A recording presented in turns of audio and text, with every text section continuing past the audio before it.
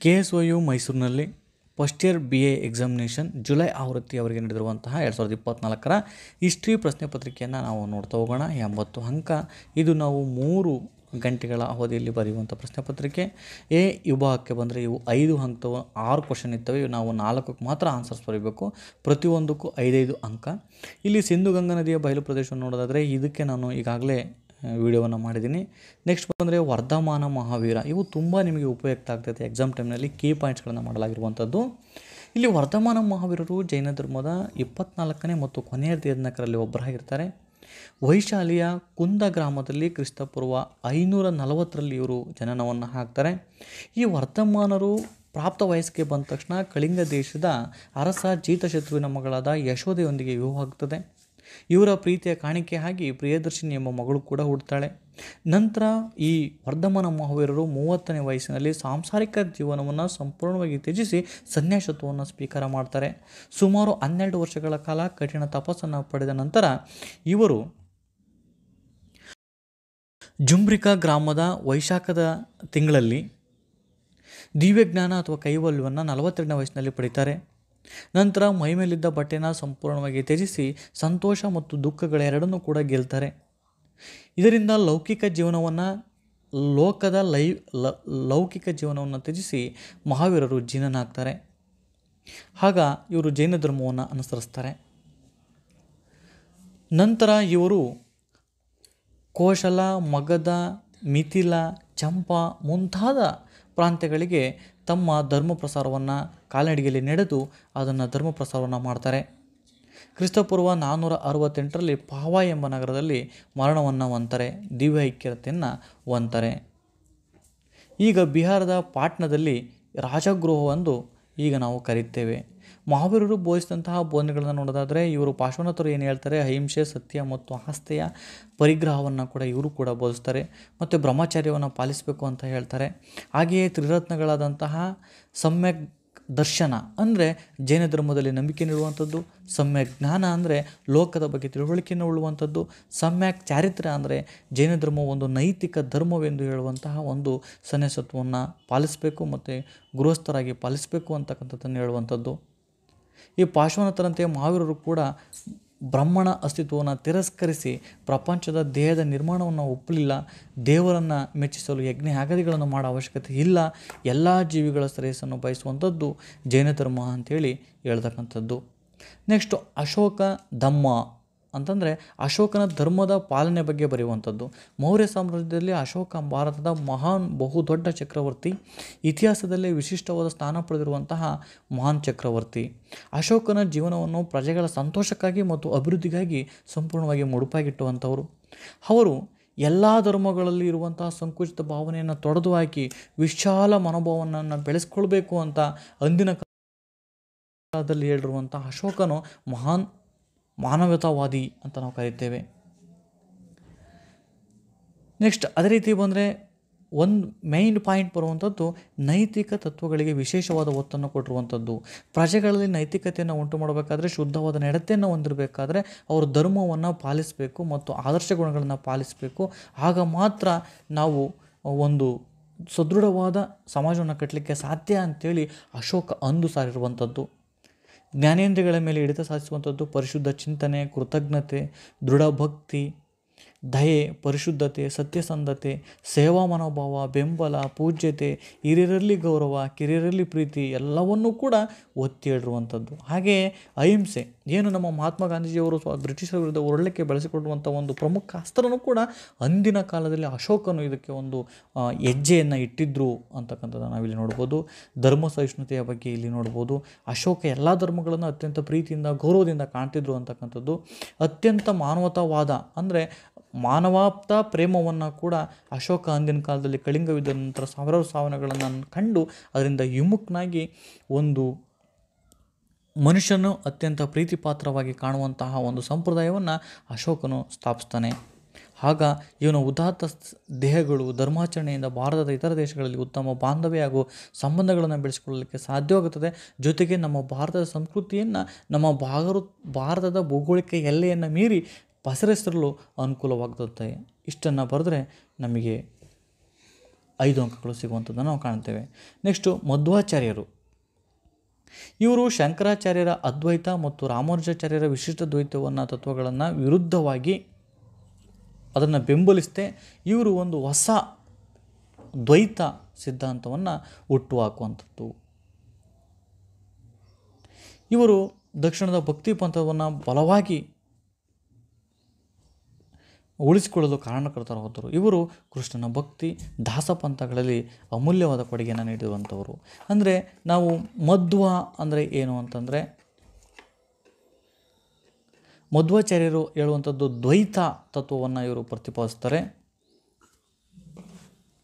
ಇವರ ಮೊದಲ ಹೆಸರು ವಾಸುದೇವ. ಕ್ರಿಸ್ತಶಕ 1238ರಲ್ಲಿ ಉಡುಪಿ ಜಿಲ್ಲೆಯ ಪಾಚಕ ಗ್ರಾಮದ ಮಧ್ವೇಗೆಯ ಭಟ್ಟ ಮತ್ತು ವೇದವತಿಯ ಮಗನಾಗಿ ಜನಿಸ್ತಾರೆ. ಇವರಲ್ಲಿ ಅಸಾಧಾರಣವಾದ ಮೇಧಾವಿತನವನ್ನು ನಾವು ಕಾಣ್ತೇವೆ. ಇವರಿಗೆ ಸಂಸ್ಕೃತ, ವ್ಯಾಕರಣ, ಸಾಹಿತ್ಯದಲ್ಲಿ ಅತ್ಯಂತ ಹೆಚ್ಚು ವಿದ್ಯೆಯನ್ನು ಹೊಂದಿದ್ರು. ಇವರು ಆನಂದ ತೀರ್ಥ ಮತ್ತು ಮಧ್ವ ಎಂಬ 2 ಸನ್ಯಾಸಾಶ್ರಮಗಳ ಹೆಸರುಗಳನ್ನು ಕೂಡ ಇವರು ಇದ್ದವು ಅಂತಕ್ಕಂಥದ್ದು. ಇವರು ಹೇಳುವಂತಹ ದ್ವೈತ ಸಿದ್ಧಾಂತ ಏನಪ್ಪ ಅಂತಂದರೆ, ದ್ವೈ ಅಂದರೆ 2 ಅಂದರೆ ಯಾರ್ಯಾರು ಅವರು ಅಂತಂದರೆ, ತತ್ವದ ಪ್ರಕಾರ ಅವ್ರು ಹೇಳುವಂಥದ್ದು ಏನು ಅಂತಂತಂದರೆ, ಇಲ್ಲಿ ಪರಮಾತ್ಮ ಮತ್ತು ಆತ್ಮ ಏನಿದೆ ಇವೆರಡೂ ಬೇರೆ ಬೇರೆ ಅಂತಕ್ಕಂಥದ್ದನ್ನು ಹೇಳುವಂಥದ್ದನ್ನು ನಾವಿಲ್ಲಿ ಕಾಣ್ತೇವೆ. ಹಾಗೆಯೇ ದ್ವಾರಕೆಯಲ್ಲಿ ಕೃಷ್ಣ ಬಾಲರಾಮರ ವಿಗ್ರಹವನ್ನು ತಂದು ಉಡುಪಿಯಲ್ಲಿ ಸ್ಥಾಪನೆ ಮಾಡ್ತಾರೆ. ಮಲ್ಪೆಯಲ್ಲಿ ಒಂದನ್ನು ಪ್ರತಿಷ್ಠಾಪನೆ ಮಾಡ್ತಾರೆ. ಇವರು ಹರಿದ್ವಾರಗಳಲ್ಲಿ ನೆಲೆಸಿ ಬ್ರಹ್ಮಸೂತ್ರಕ್ಕೆ ಒಂದು ಭಾಷ್ಯವನ್ನು ಬರೀತಾರೆ. ಹಾಗೆಯೇ ಇವರು ಕೃಷ್ಣಾಪುರ, ಪೊಲಿಮಾಪುರ, ಪುತ್ತಿಗೆ, ಹದಮಾರು, ಕಾನೂರು, ಪೇಜಾವರ, ಶಿರೂರು ಹಾಗೂ ಸೋದೆ ಮಠಗಳನ್ನು ಇವರು ದ್ವೈತ ಪಂಚಗಳಲ್ಲಿ ಪ್ರತಿಷ್ಠಾಪನವನ್ನು ಮಾಡ್ತಾರೆ. ಈಗಾಗಲೇ ದ್ವೈತ ಸಿದ್ಧಾಂತ ಅಂದರೆ ನಾವು ಹೇಳುವಂತೆ ಜೀವಾತ್ಮ ಮತ್ತು ಪರಮಾತ್ಮ 2 ಬೇರೆ ಬೇರೆ ಅಂತಕ್ಕಂಥದ್ದನ್ನು ಇವರು ಪ್ರತಿಪಾದಿಸುವಂಥದ್ದನ್ನು ನಾವಿಲ್ಲಿ ಕಾಣ್ತೇವೆ. ಅಂದರೆ ಮೋಕ್ಷ ಸಿಗಬೇಕಪ್ಪ ನಮಗೆ ಅಂತಂದರೆ ಜೀವಾತ್ಮ ಮತ್ತು ಪರಮಾತ್ಮನ ಸಾನ್ನಿಧ್ಯದಲ್ಲಿ ನಾವು ದೈವ ಸಾನ್ನಿಧ್ಯದಲ್ಲಿ ಮಾರ್ಗದಲ್ಲಿ ಹೋಗಬೇಕು ಅಂತ ಹೇಳ್ತಾರೆ. ಅಂದರೆ ಅದಕ್ಕೆ ಬೇಕಾಗಿರುವಂಥದ್ದು ಭಕ್ತಿ ಮಾರ್ಗ ಅಂತ ಹೇಳುವಂಥದ್ದು. ಅದು ಕೃಷ್ಣನ ಭಕ್ತಿ ಅತ್ಯಂತ ಪರಮಶ್ರೇಷ್ಠ ಅಂತಕ್ಕಂಥದ್ದನ್ನು ಇವರು ವಾದ ಮಾಡ್ತಾರೆ. ಇವರು ಅತ್ಯಂತ 37 ಕೃತಿಗಳನ್ನು ಬರೆದಿದ್ದಾರೆ. ಅದರಲ್ಲಿ ಬ್ರಹ್ಮಸೂತ್ರ ಭಾಷ್ಯ ಬರೆದಿದ್ದಾರೆ, ಅದಕ್ಕೆ ಅನುವ್ಯಾಖ್ಯಾನ, ಗೀತಾ ಭಾಷ್ಯ, ಗೀತಾ ತಾತ್ಪರ್ಯಗಳನ್ನು ಬರೆದಿದ್ದಾರೆ, ಭಗವದ್ಗೀತಾ ತಾತ್ಪರ್ಯ, ಮಹಾಭಾರತ ತಾತ್ಪರ್ಯ, ಆಮೇಲೆ ತತ್ವ ಸಂಖ್ಯಾನ, ಇಕೇಶನ ತತ್ವಗಳು ಮುಂತಾದವುಗಳನ್ನು ಇವರು ಬರೆದಿರುವಂಥದ್ದನ್ನು ನಾವು ಕಾಣ್ತೇವೆ. ನೆಕ್ಸ್ಟ್ ಬಂದರೆ ಮಹಮ್ಮದ್ ಗಜ್ನಿ. ಮಹಮ್ಮದ್ ಗಜ್ನಿ ಟರ್ಕರಲ್ಲಿ ಪ್ರಸಿದ್ಧವಾದ ಕ್ರಿಸ್ತಶಕ 971ರಲ್ಲಿ ನವೆಂಬರ್ 1ರಂದು ಜನಿಸಿದವರು. ಇವರು ಜಯಪಾಲನನ್ನು ಮಣಿಸಿದ ಟರ್ಕರು ಪಂಜಾಬಿನ ಕೆಲವು ಭಾಗಗಳನ್ನು ಆಕ್ರಮಿಸಿದ ನಂತರ ಕ್ರಿಸ್ತಶಕ 1997ರಲ್ಲಿ ಮಹಮ್ಮದ್ ಸಂಪೂರ್ಣವಾಗಿ ಅಧಿಕಾರವನ್ನು ಪಡ್ಕೊಳ್ತಾರೆ. ಬಾಲ್ಯದಲ್ಲಿ ಆತನಿಗೆ ಅತ್ಯುತ್ತಮವಾದ ಯುದ್ಧ ವಿದ್ಯೆ, ಆಡಳಿತಾತ್ಮಕ ತರಬೇತಿ ಅವನಲ್ಲಿ ಪ್ರಾಪ್ತವಾಗಿದ್ದು, ಫಸ್ಟು ಇವನು ಇರಾತ್, ಬಾಲ್ಕಾ, ಬಸ್ತಾ ಮತ್ತು ಖುರಾಸಾನ್ಗಳನ್ನು ಆಕ್ರಮಿಸಿಕೊಂಡ ತಕ್ಷಣ ಇವನನ್ನು 1997ರಲ್ಲಿ ಖಲೀಫ್ ಅಂತೇಳಿ ಇವನ ಹೆಸರನ್ನು ಪಡ್ಕೊತಾರೆ. ಇವನಿಗೆ ಪ್ರಮುಖವಾದ 2 ಬಿರುದುಗಳನ್ನು ಕೊಡ್ತಾರೆ. ಹ್ಯಾಮಿನ್ ಉದ್ ದೌಲ್ ಮತ್ತು ಹಮಿನ್ ಉಲ್ ಮಿಲ್ ಎಂಬ ಬಿರುದುಗಳನ್ನು ಇವನು ಪಡ್ಕೊಳ್ತಾನೆ. ಅದೇ ರೀತಿ ನೋಡೋದಾದರೆ ಪ್ರಮುಖವಾಗಿ ನಡೆದಿರುವಂತಹ ಯುದ್ಧಗಳನ್ನು ನೋಡೋದಾದರೆ ಇವನು ಪ್ರಮುಖವಾಗಿ ದಾಳಿಯನ್ನು ಮಾಡಿದಾಗ ದೇವಾಲಯಗಳನ್ನು ನಾಶವನ್ನು ಮಾಡಿ ಅಲ್ಲಿನ ಸಂಪತ್ತುಗಳನ್ನು ಕೊಂಡೊಯ್ತಿದ್ರು. ಯಾವುದೇ ಧಾರ್ಮಿಕ ಉದ್ದೇಶವನ್ನು ಹೊಂದಿರಲಿಲ್ಲ ಅಂತಕ್ಕಂಥದ್ದನ್ನು ನಾವು ಕಾಣ್ತೇವೆ. ಮಹಮ್ಮದ್ ಗಜ್ನಿಯ ಪ್ರಮುಖವಾದ ದಾಳಿಗಳನ್ನು ನೋಡೋದಾದರೆ ಜಯಪಾಲನನ್ನು ಈಗಾಗಲೇ ಮಣಿಸಿದ್ದು, ನಂತರ ಪೇಶಾವರದ ಬಳಿ ನಿರ್ಣಾಯಕ ಯುದ್ಧವನ್ನು ಮಾಡ್ತಾನೆ. ಆ ಯುದ್ಧದಲ್ಲಿ ಜಯಪಾಲ ಸಂಪೂರ್ಣವಾಗಿ ಸೋತು ತನ್ನ ಅವಮಾನವನ್ನು ತಾಳಲಾರದೆ ಅವನು ಆತ್ಮಹತ್ಯೆ ಮಾಡಿಕೊಳ್ತಾನೆ. ನಂತರ ಉತ್ತರಾಧಿಕಾರಿಗೆ ಬಂದಂತಹ ಜಯಪಾಲನ ಮಗನಾದಂತಹ ಆನಂದಪಾಲ ಇವನನ್ನು ಏನಾದರೂ ಮಾಡಿ ಮಣಿಸ್ಬೇಕು ಅಂತೇಳಿ ಏನು ಮಾಡ್ತಾನೆ, ಗ್ವಾಲಿಯರು, ಕಲ್ಜರು, ಕನೂಜು, ದೆಹಲಿ ಮತ್ತು ಅಜ್ಮೀರದಂಥ ಎಲ್ಲ ಸುಲ್ತಾನರುಗಳನ್ನು ಜೊತೆಗೆ ಹಾಕ್ಕೊಂಡು, ರಜಪುತ್ರರನ್ನ ಜೊತೆಗೆ ಹಾಕ್ಕೊಂಡು ಝೀಲಂ ನದಿ ಎಂಬ ಒಂದು ಮಹಾನ್ ಯುದ್ಧವನ್ನು ಮಾಡ್ತಾರೆ. ಆ ಮಹಾಯುದ್ಧದಲ್ಲೂ ಕೂಡ ಮಹಮ್ಮದ್ ಗಜ್ನಿಗೆ ವಿಜಯವನ್ನು ಸಿಗುವಂಥದ್ದು. ನಂತರ 1014ರಲ್ಲಿ ದಾನವೇಶ್ವರದನ್ನು ವಶಪಡಿಸ್ಕೊಳ್ತಾನೆ ಗಜ್ನಿ. ಹಾಗೆಯೇ 1818ರಲ್ಲಿ ಮಥುರಾ ಮತ್ತು ಕನೂಜ್ಗಳನ್ನು ಸಂಪೂರ್ಣವಾಗಿ ವಶಪಡಿಸ್ಕೊಳ್ತಾನೆ.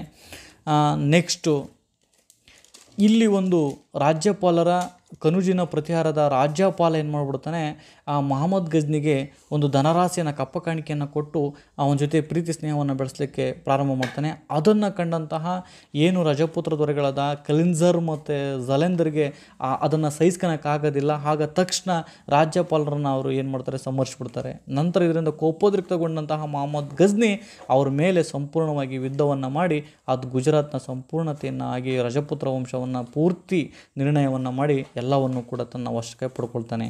ಕ್ರಿಸ್ತಕ 1024 ಅಕ್ಟೋಬರ್ 17ರಂದು ಗಜ್ನಿ ಸೇನಾ ಸಮೇತನಾಗಿ ಹೊರಟು ಗುಜರಾತ್ನ ರಾಜಧಾನಿಯಾದ ಅಲಿನ್ವಾಡ ತಲುಪ್ತಾನೆ. ಅಲ್ಲಿ ಇರುವಂತಹ ಪ್ರಖ್ಯಾತ ಸೋಮನಾಥ ದೇವಾಲಯವನ್ನು ಸಂಪೂರ್ಣವಾಗಿ ಸುಲಿಗೆ ಮಾಡಿ ಅದನ್ನು ತನ್ನ ವಶಕ್ಕೆ ಪಡ್ಕೊಳ್ತಕ್ಕಂಥದ್ದನ್ನು, ಕೊನೆಗೆ ಸಿಂಧ್ ಪ್ರಾಂತ್ಯದ ಮೇಲೂ ಕೂಡ ದಾಳಿ ಮಾಡುವಂಥದ್ದು. ಇವನಿಗೆ ಎಲ್ಲೂ ಕೂಡ ಸೋಲೆ ಆಗಿಲ್ಲ, ಯಾಕೆಂದರೆ ಅವನಲ್ಲಿ ಇದ್ದಂತಹ ಕೌಶಲ್ಯಭರಿತವಾದ ಮಿಲಿಟ್ರಿ ಸೈನ್ಯವನ್ನು ಹೊಂದಿದ್ದ. ಹಾಗಾಗಿ ಅವನು ಅಫ್ಘಾನ್, ಪಂಜಾಬ್, ಸಿಂಧು, ಮುಲ್ತಾನ್ ಮುಂತಾದ ಸಾಮ್ರಾಜ್ಯಗಳನ್ನು ಸಂಪೂರ್ಣವಾಗಿ ತನ್ನ ವಶಕ್ಕೆ ತೆಗೆದುಕೊಳ್ತಾನೆ. ಹಾಗೆ ಇವನ ಸೈನ್ಯದಲ್ಲಿ ನಾವು ನೋಡ್ಬೋದು, ಟರ್ಕರ್ ಇರ್ತಾರೆ, ಅಫ್ಘಾನರು ಇರ್ತಾರೆ, ಪರ್ಷಿಯನರನ್ನು ಕೂಡ ಇವನ ಸೈನ್ಯದಲ್ಲಿ ಸೇರಿಸಿಕೊಂಡು ಅವರಿಗೆ ಅತ್ಯಂತ ಪರಿಣಿತವಾದ ಯುದ್ಧ ಕೌಶಲ್ಯವನ್ನು ಕೊಟ್ಟು ಮಹಮ್ಮದ್ ಗಜ್ನಿ ಇತಿಹಾಸ ಪುಟದಲ್ಲಿ ಒಂದು ಮೇರು ವ್ಯಕ್ತಿಯಾಗಿ ಉಳ್ಕೊಳ್ಳುವಂಥದ್ದು. ಅದೇ ರೀತಿ ಸಾಹಿತ್ಯಕ್ಕೆ ಕೂಡ ಅತ್ಯಂತ ಹೆಚ್ಚು ಬೆಲೆಯನ್ನು ಕೊಟ್ಟಿರುವಂಥದ್ದು. ಪರ್ಷಿಯನ್ ವಿಮರ್ ಫಿರ್ದೋಸಿ ಶಹನಾಮ ಎಂಬ ಕೃತಿಯನ್ನು ಕೂಡ ರಚಿಸಿರುವುದನ್ನು ನಾವಿಲ್ಲಿ ಕಾಣ್ತೇವೆ. ಗಜ್ನಿ ವಿಶ್ವವಿದ್ಯಾನಿಲಯಗಳನ್ನು ಕೂಡ ಪ್ರಾರಂಭ ಮಾಡಿದ್ದ ಮತ್ತು ಅತ್ಯಮೂಲ್ಯವಾದ ಗ್ರಂಥ ಭಂಡಾರವನ್ನು ಕೂಡ ಹೊಂದಿದ್ದ ಅನ್ನೋದನ್ನು ನೋಡ್ಬೋದು. ಹಾಗೆಯೇ ಸುಂದರವಾದ ಅರಮನೆಗಳು, ಮಸೀದಿಗಳು, ಗೋರಿಗಳು, ಉದ್ಯಾನವನ, ಕಟ್ಟಡ, ರಸ್ತೆಗಳಿಂದ ಕೂಡಿರುವಂತಹ ಏಷ್ಯಾದ ಸುಂದರವಾದ ಸಾಂಸ್ಕೃತಿಕ ನಗರವಾಗಿ ಗಜ್ನಿ ರಾಜಧಾನಿಯನ್ನು ಮಾಡಿದ್ದ ಅಂತಕ್ಕಂಥದ್ದನ್ನು ನಾವಿಲ್ಲಿ ಕಾಣ್ಬೋದು.